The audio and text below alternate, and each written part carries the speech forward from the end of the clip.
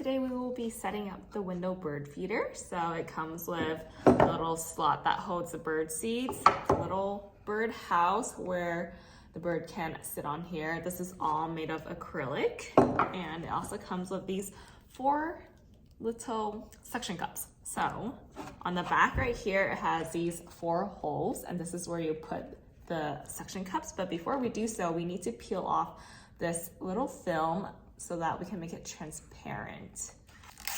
I'm gonna peel this off so that now it's transparent. Next, we're going to peel this one off to make it transparent. Like that. Okay, so how this works is you're going to slide this in like this after you have all the bird seeds. Like that, and this is what it's going to look like, and you're going to put the suction cups right here. So what you want to do is put it in the big hole and then move your way up to the top. Maybe we can push this in, wiggle it up there, and like twist it around like this, and then it'll be up. You kind of have to move your way around it, like a steering wheel, basically.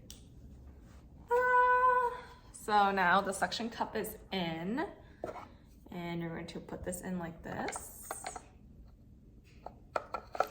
and then it's ready to go.